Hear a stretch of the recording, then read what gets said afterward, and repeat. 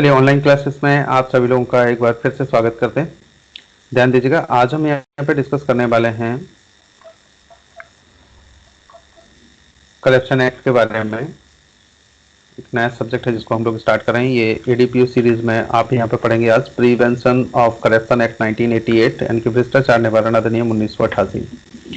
इसका एक short view भी हमने कल डिस्कस किया हुआ था नेक्स्ट लास्ट क्लास में। अब हम यहाँ पे एक बार फिर से ज़्यादा ध्यान दीजिएगा, इंपॉर्टेंट फैक्ट के साथ इसे कंटिन्यू करते हैं। तो सबसे पहले एक बार नजर डालिए, भ्रष्टाचार निवारण अधिनियम 1998 का अधिनियम क्रमांक 49 है, जो भी एडीपीओ की प्रिपरेशन करना चाहते हैं। और जरा ध्यान दीजिएगा, यह अधिनियम 9 सितंबर 1988 को प्रवृत्त हुआ एंड यह अधिनियम रिश्वत और भ्रष्टाचार निवारण की वर्तमान विधियों को समेकित एवं संशोधित करने हेतु अधिनियमित किया गया, जैसा कि आप उद्देशिका में या प्रियम्बल में देखते हैं। हर एक्ट की अपनी एक प्रियम्बल होती है, जस्ट अभी मैं आपको दिखाने वाला हूँ, जरा ध्यान दीजिएगा। और यह अधिनियम भारत गणराज्य के 39वें वर्ष में अधिनियमित किया गया। इन पॉइंट्स पर थोड़ा थोड़ा सा आपको ध्यान देना है। और नेक्स्ट यहाँ पे बात करेंगे इस अधिनियम का विस्तार जो है ना, प्रारंभ में जम्मू कश्मीर राज्य के सिवाय संपूर्ण भारत पर था पहले, किंतु 31 अक्टूबर 2019 से इसका विस्तार संपूर्ण भारत पर हो गया। एक बार फिर से रिपीट कर रहा हूँ, यहाँ पर एक एक्ट पारित किया गया, द जम्मू कश्मीर पुनर्गठन अधिनियम। उसके अनुसार इसे 31 अक्टूबर 2019 से अब जम्मू कश्मीर पर भी एप्लीकेबल कर दिया, यानी कि संपूर्ण भारत पर यह एप्लीकेबल हो गया। पहले ये जम्मू कश्मीर राज्य के सिवाय होता था, लेकिन अब इसे 31 अक्टूबर 2019 से संपूर्ण भारत पर लागू हो गया। अब यहाँ पे जरा थोड़ा सा ध्यान दीजिएगा, यह अधिनियम भारत के बाहर भारत के सब नागरिकों पर भी लागू है। भले ही भारत के बाहर रह रहे हों, लेकिन ये उन पर भी लागू होता है। दूसरी चीज यहाँ पर हम बात करना चाहेंगे, भारतीय दंड संहिता आपने जब पढ़ी हुई थी तो उसमें आपने देखा हुआ था सेक्शन 161 से लेकर के 165A तक जो रिपील्ड थे, उन्हीं सेक्शंस के बदले में ये नया एक्ट पारित किया गया। जैसा कि ध्यान दीजिएगा, यहाँ पर यह कहा गया कि इस अधिनियम द्वारा भारतीय दंड संहिता की धाराएं 161 से लेकर के 165 का यानी कि दोनों शायद विलोपित की गई हैं। फिर इस अधिनियम में भ्रष्टाचार निवारण संशोधन अधिनियम 2018, जिसका क्रमांक 16 था, और ये 26 जुलाई 2018 से महत्वपूर्ण संशोधन किए हैं इसमें। अब उसके आगे यहाँ पर हम लोग कंटिन्यू करते हैं, जरा ध्यान दीजिएगा। देखिए, ये प्रिवेंशन ऑफ करप्शन एक्ट 1988 आप पढ़ रहे हैं, जिसका एक्ट नंबर आपने जस्ट अभी देखा हुआ था, वहाँ शॉर्ट व्यू में आपको दिखाया गया था 49। तो 49 ऑफ 1988, ये 9 सितंबर 1988 को राष्ट्रपति की परमिशन मिली और इसी दिन को ये एप्लीकेबल हो गया।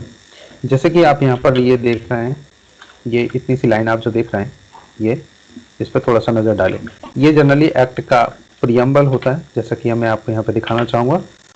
N act to consolidate and amend the law relating to the prevention of corruption and four matters connected therewith। और इसके बाद में यहाँ देखिए लिखा हुआ, ये जो है इतना पार्ट जो होता है वो प्रियम्बल होता है कि इस एक्ट को बनाने का उद्देश्य क्या है। तो जब ये नया नया पारित होता है या कहीं कोई अमेंडमेंट होते हैं तो कंपटीशन एग्जाम्स में इससे क्वेश्चन पूछ लिए जाते हैं। चलिए जरा ध्यान दीजिएगा, नेक्स्ट हम यहाँ पर बात करते हैं, be it enacted by Parliament in the 39th year of the Republic of India as follows। कब हुआ था ये? 39th year of Republic of India। Chapter first पर एक नजर डालिए, जो कि प्रिलिमिनरी से रिलेटेड है। सेक्शन फर्स्ट पर नजर डालते हैं, short title and extent. This act may be called the prevention of corruption act 1988। कौन सा सेक्शन पढ़ रहे हैं? Section first, sub clause first के according. Section first and sub clause 2 पर एक नजर डालिए।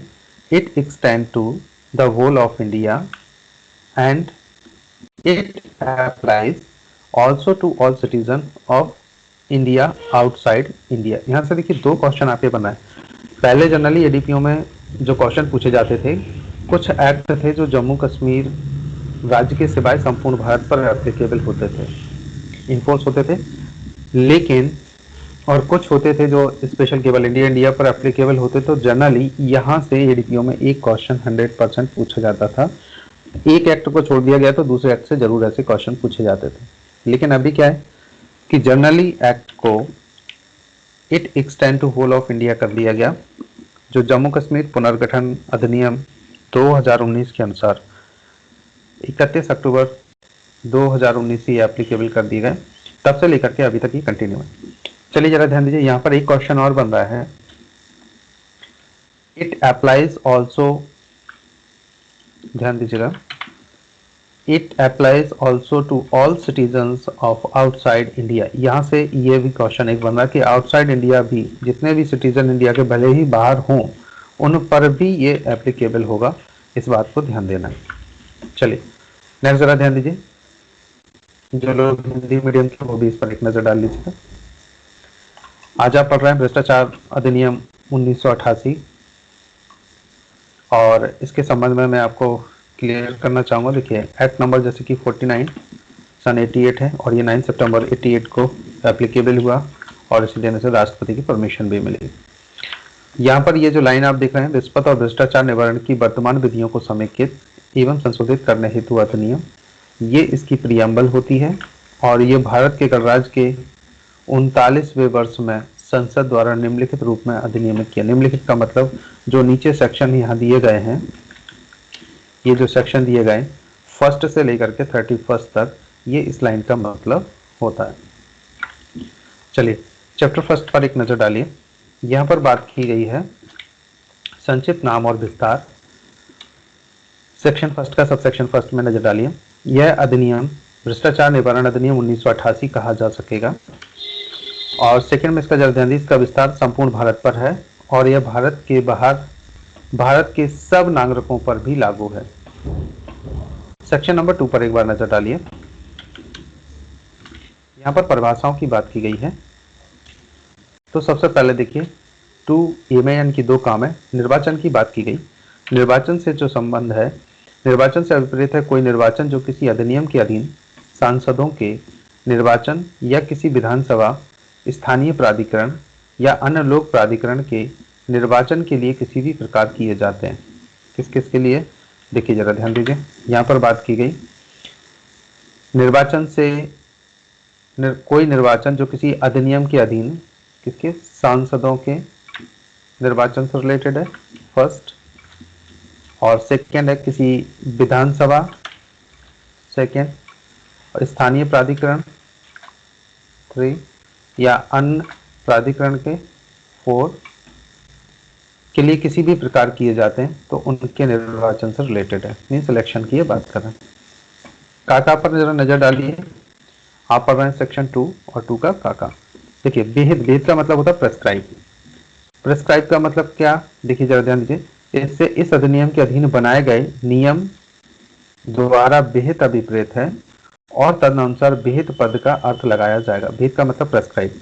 प्रेस्क्राइब का मतलब ये होता है कि अगर पूछा जाए कि निर्वाचन क्या किया है, तो यहाँ कहा जाता है सेक्शन 2A में डिफाइन किया गया या प्रेस्क्राइब किया गया क्या, निर्वाचन। तो इसका मतलब यही होता है कि विहित का मतलब क्या है कि जो नियमों द्वारा बनाया गया हो वही चीज अभिप्रेत है। सेक्शन 2 पर एक नजर डालिए। लोक कर्तव्य की बात करते हैं। लोक कर्तव्य से अभिप्रेत है कोई ऐसा कर्तव्य जिसके निर्वहन में राज्य की जनता या समाज की रुचि है, तो उसको हम क्या मानते हैं, ये लोक कर्तव्य है। स्पष्टीकरण पर जरा नजर डालिएगा।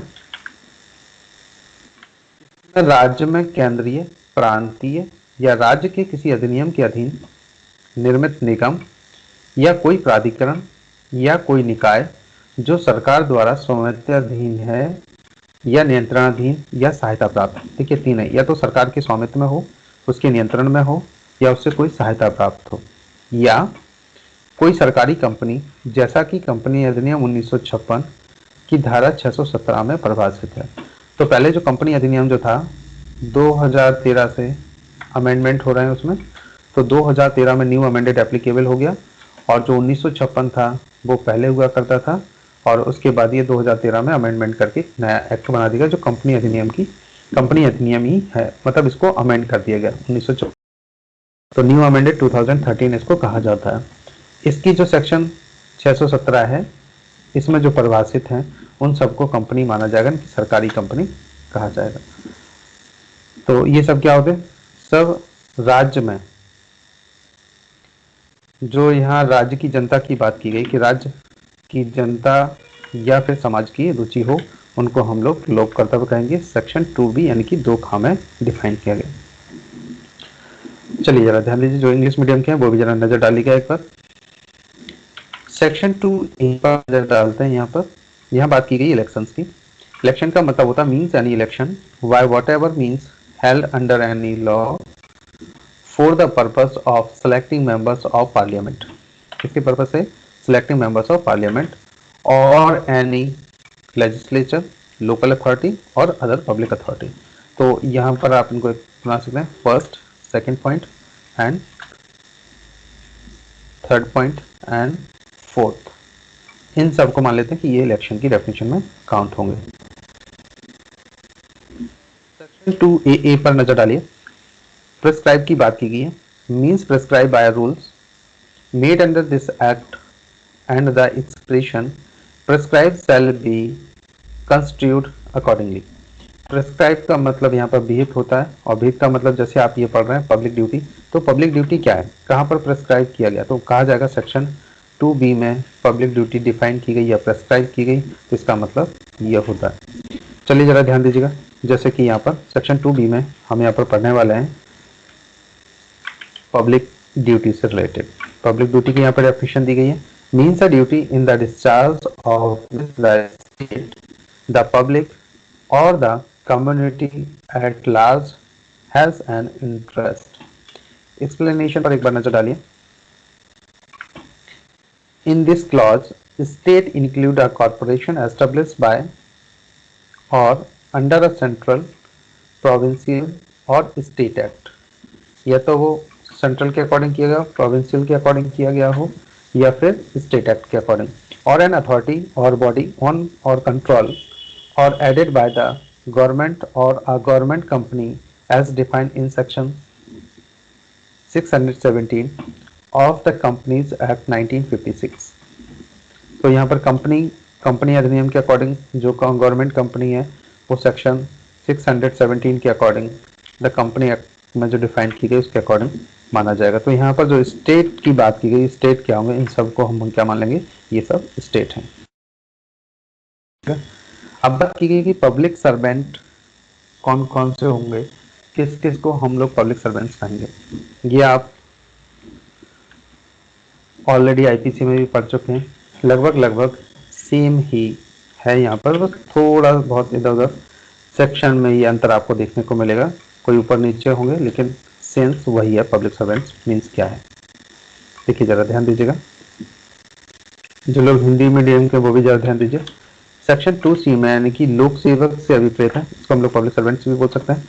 कोई व्यक्ति जो किसी लोक कर्तव्य के निर्वहन हेतु सरकार की सेवा में हो अथवा वेतनाधीन हो, अथवा इसके लिए कोई फीस, कमीशन या पारिश्रमिक प्रदत्त किया जाता हो। यहाँ पे जरा थोड़ा सा ध्यान देना, 3 चीजें, कोई फीस, कमीशन या पारिश्रमिक प्रदत्त किया जाता हो, तो first number and second number and third number, ये तीनों और क्या कर रहे हैं, वो लोक कर्तव्य का निर्वहन कर रहे हैं और किसकी सेवा में हो, सरकार की सेवा में हो।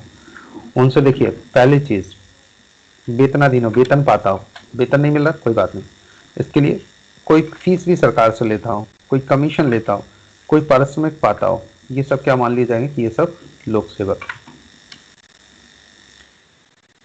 जरा ध्यान दीजिएगा, कोई व्यक्ति जो किसी स्थानीय निकाय की सेवा में हो, वेतनाधीन हो, कोई स्थानीय निकाय हो उसमें हो।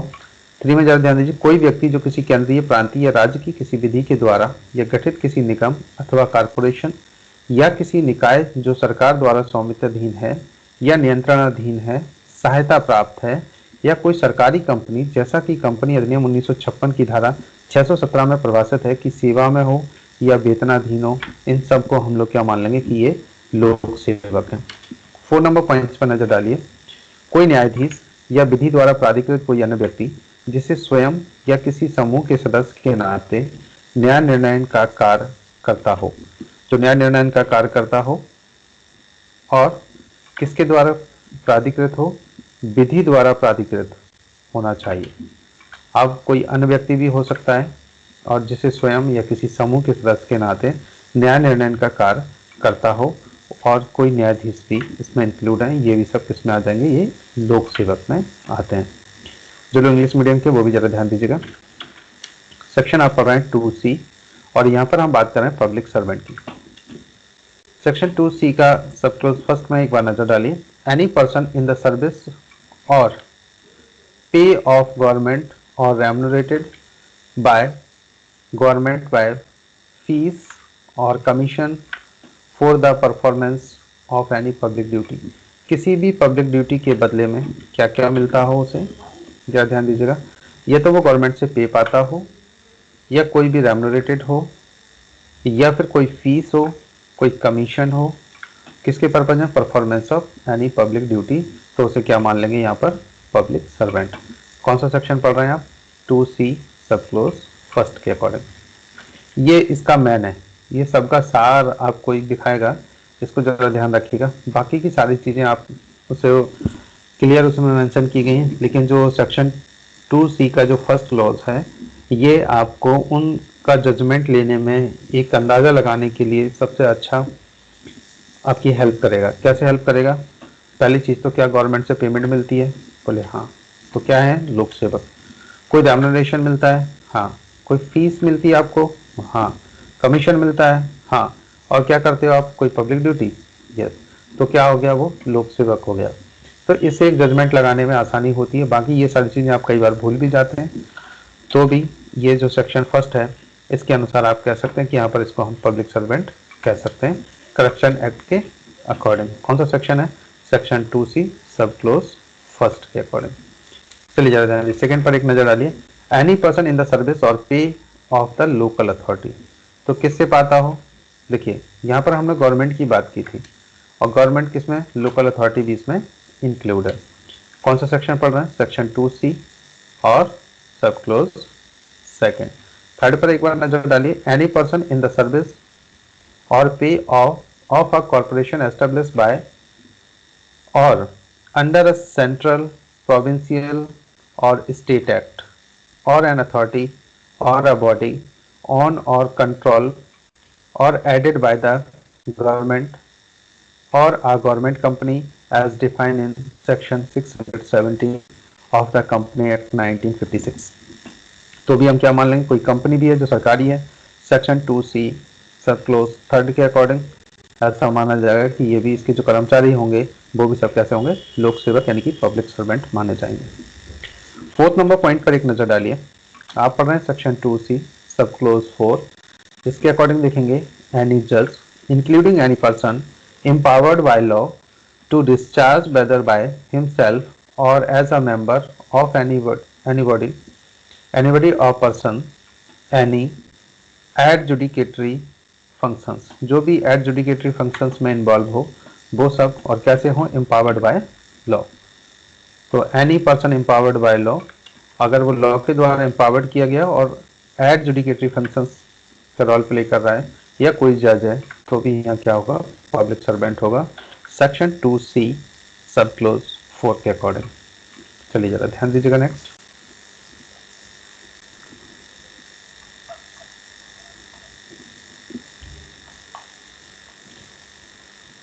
हाँ, सब क्लोज पर एक नजर डालिए। Any person authorised by a court of justice to the perform any duty in connection with the administrations of justice, including a liquidator, receiver or commissioner appointed by such court।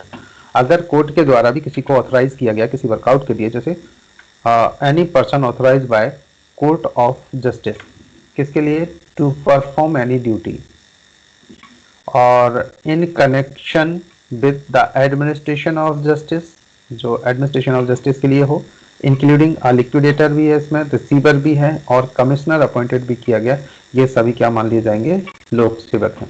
तो आपने कल commissioner के बारे में भी पढ़ा हुआ था लास्ट में कि कोई कमिश्नर नियुक्त करके अगर जांच करवानी हो तो न्यायाधीश कमिश्नर नियुक्त करके भी ऐसा कर सकते हैं। तो क्या कमिश्नर लोक सेवक है, तो हाँ, कमिश्नर भी यहाँ पर लोक सेवक होगा। आप कौन सा सेक्शन पढ़ रहे हैं, सेक्शन 2C और सब क्लोज 5 के अकॉर्डिंग। 6 पर एक नजर डालिए। एनी आर्बिट्रेटर और any person to whom any cause, ध्यान दीजिए, एनी आर्बिट्रेटर और other person to whom any cause or matter has been referred for decision or report by a court of justice or by a competent public authority। कोई भी arbitrator है, वो भी, और other person to whom any cause or matter has been referred for decision और report by court of justice, जो court of justice को अगर रिपोर्ट करता है, और by a competent public authority, ये सब किसमें मान लिए जाएंगे, ये भी पब्लिक सर्वेंट में इंक्लूड होंगे। कौन सा सेक्शन पढ़ रहे हैं आप? सेक्शन 2C सब क्लोज 6। 7 पर एक बार नजर डालिए। Any person who hold an office by virtue of which he is empowered to prepare, publish, maintain और रिवाइज एन इलेक्टोरल रोल और टू कंडक्ट एन इलेक्शन और पार्ट ऑफ एन इलेक्शन। देखिए, कोई जो इलेक्शन के भी, जो किसी भी पार्ट में हिस्सेदारी कर रहे हैं या उसमें कोई रोल प्ले कर रहे हैं अपना इलेक्शन में, वो भी यहाँ पर क्या मान लिए जाएंगे कि वो सब पब्लिक सर्वेंट्स हैं, पब्लिक अथॉरिटीज में काउंट किए जाएंगे। Any person who holds an office by virtue of which he is empowered to prepare, किस चीज के लिए? पब्लिश, मेंटेन और रिवाइज एन इलेक्टोरल रोल। तो ये सब क्या मान लिए जाएंगे? ये भी पब्लिक सर्वेंट्स में इंक्लूड किए जाएंगे।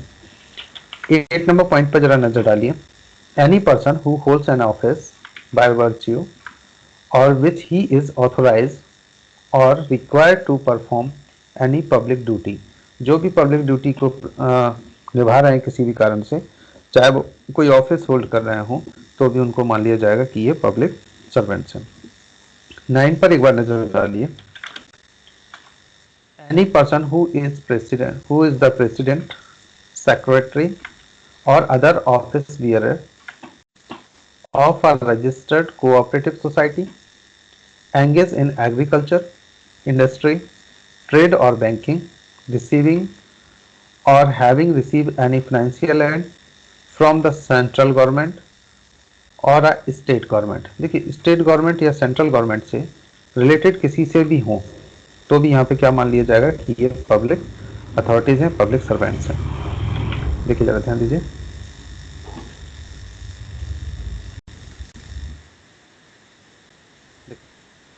क्या कहा गया? Any person who is the president, secretary और other office bearer of a registered cooperative society engage in agriculture, फिर इंडस्ट्री, ट्रेड और बैंकिंग, रिसीविंग और having receiving any financial aid from, किस किस से फाइनेंशियल एड ले रहे हैं? सेंट्रल गवर्नमेंट और स्टेट गवर्नमेंट, और from any corporation established by और अंडर अ सेंट्रल, प्रोविंशियल और स्टेट एक्ट। इनमें से किसी से भी कहीं भी रिलेटेड है, चाहे वो से ऐड ले रहे हो या उसके लिए कार्य कर रहे हो या उनके अनुसार कार्य कर रहे हैं, वो सब इन्हीं में इंक्लूड रहेंगे। एनी अथॉरिटी और बॉडी ऑन और कंट्रोल और एडेड बाय द गवर्नमेंट और government company as the defined in section 617 of the Companies Act 1956। जो भी 1956 के अकॉर्डिंग कोई कंपनी भी रजिस्टर्ड की गई, पर वो गवर्नमेंट हो या गवर्नमेंट कंपनी हो, तो यहाँ पर उसके भी जितने कर्मचारी होंगे या उससे जो भी रिलेटेड होंगे, वो सब क्या मान लिए जाएंगे? ये सब लोक सेवक हैं या उसके लिए कार्य कर रहे हैं। 10 नंबर में जरा ध्यान दीजिएगा। Any person who is a chairman, member of a employ of any service commission और board by whatever name called, कुछ भी उनका नाम रखा गया हो, चाहे वो कमीशन हो चाहे वो बोर्ड हो, उन सबके कौन कौन? चेयरमैन या एम्प्लॉयज, ये सब क्या मान लिए जाएंगे? सब लोक सेवक होंगे। और a member of any selection committee appointed by a such commission और board for the conduct of any examination और making any selection on behalf of such commission और बोर्ड। 11 नंबर पॉइंट पर एक नजर डालिए।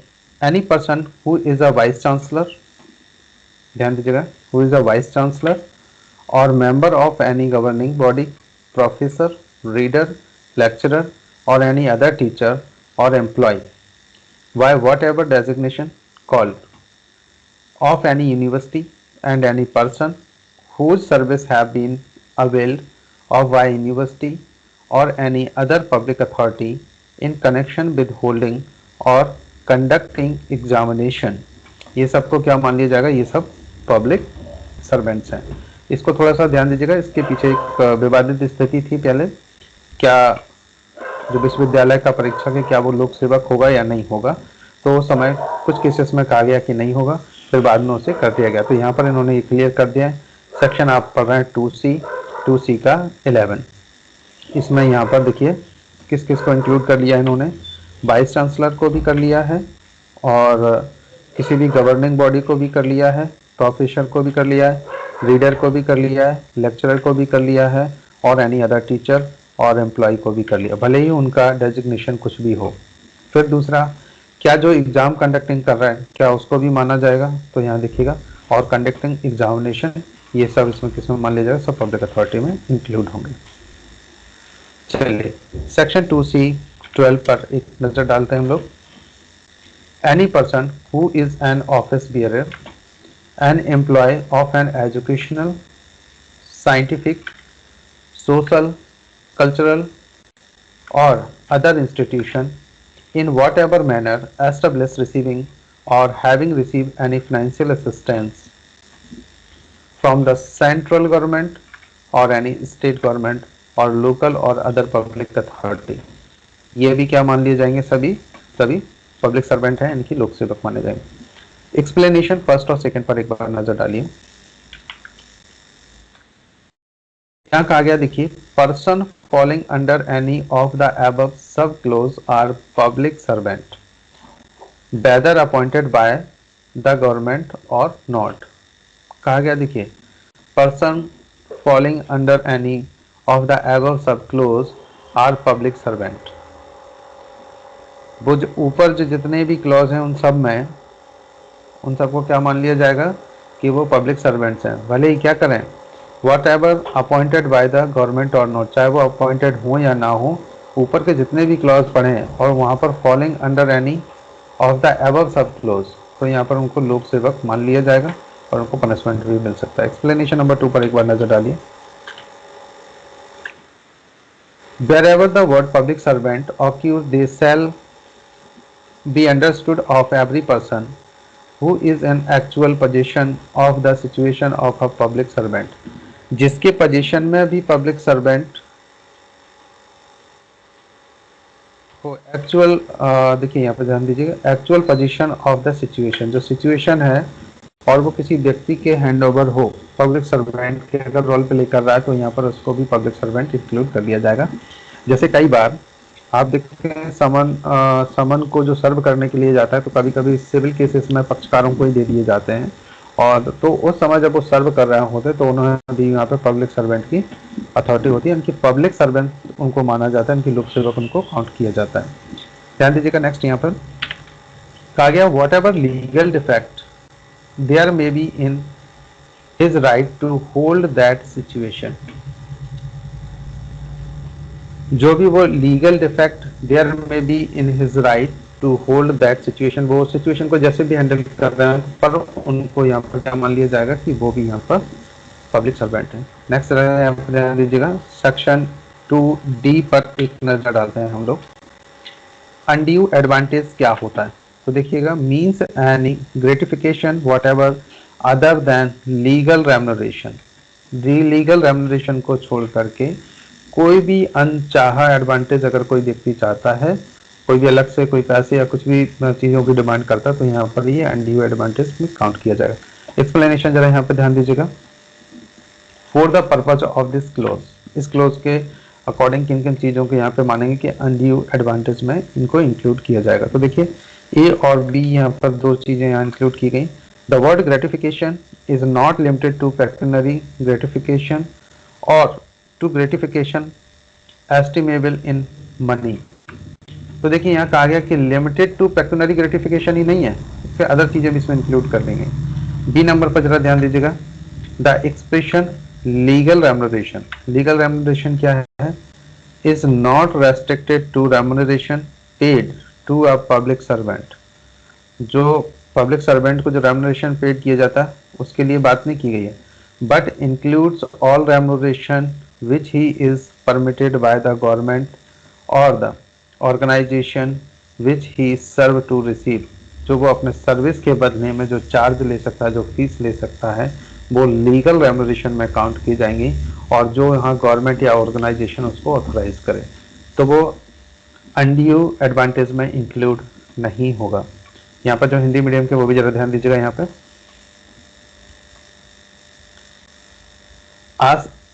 असम्यक लाभ क्या होता है, देखिए जरा यहाँ पे ध्यान दीजिएगा। यहाँ बात की गई से ऐसा परितोषण अभिप्रेत है, चाहे जैसा भी हो, जो विधिक पारिश्रमिक से भिन्न हो, जो विधिक पारिश्रमिक ना हो। स्पष्टीकरण के लिए नजर डालिए, इस खंड के प्रयोजन के लिए परितोषण शब्द धनीय परितोषणों या धन के रूप में प्राक्कलनीय परितोषणों तक सीमित नहीं है। इनके अलावा भी जो चीजें दी जा रही हैं वो भी यहाँ पर काउंट की जाएंगी। आपने जरा ध्यान दीजिएगा, विधिक पारिश्रमिक क्या है? पद से किसी लोक सेवक को संदत्त पारिश्रमिक तक निर्बंधित नहीं है, किंतु इसके अंतर्गत ऐसे सभी पारिश्रमिक भी हैं जिसका सरकार या संगठन द्वारा जिसकी वह सेवा करता है प्राप्त करने के लिए अनुज्ञात हो, जो उसे परमिशन दी गई हो। तो यहाँ तक सभी को कंप्लीट हो गया क्या गाइस? किसी को इसमें कोई प्रॉब्लम है क्या? जल्दी से बताइए। आपने सेक्शन 2 पढ़ लिया, सेक्शन फर्स्ट पढ़ लिया, क्लियर है? अब चलिए जरा इसको थोड़ा सा हम लोग एक बार थोड़ा सा रिवाइज कर लेते हैं जिससे आसानी हो जाए, और इनके ये सेक्शन आपको याद करके रखना है। बाकी के हम लोग नेक्स्ट क्लास में डिस्कस करेंगे, और दूसरा एक्ट हम लोग अभी स्टार्ट करने वाले हैं। तो अभी लाइन पर आप रहिए। देखिए यहाँ पर बात की गई है, सबसे पहले हम लोग यहाँ पर थोड़ा सा इसको रिवाइज कर लेते हैं। सेक्शन 2 में डेफिनेशन को जो याद करना है, 2A में इलेक्शन की बात की गई। किसमें बात की गई? 2A में इलेक्शन दिया गया। 2AA में क्या बात की गई? प्रेस्क्राइब की। 2B में यहाँ पब्लिक ड्यूटी की बात की गई है। 2C में पब्लिक सर्वेंट, और 2D में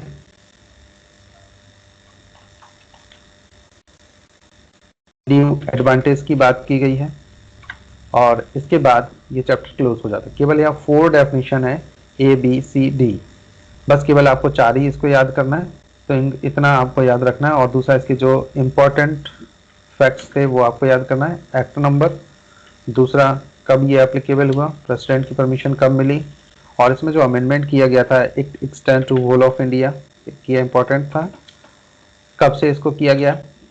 फिर दूसरा, it's apply also all citizens of India outside India, इस पर। और सेक्शन 2 में किस सेक्शन में कौन कौन सी डेफिनेशंस डिफाइन की गई हैं, इनको आपको याद करना है। बाकी का हम लोग यहाँ पर नेक्स्ट क्लास में फिर डिस्कस करेंगे। तब तक के लिए गाइस ओके, बाय बाय।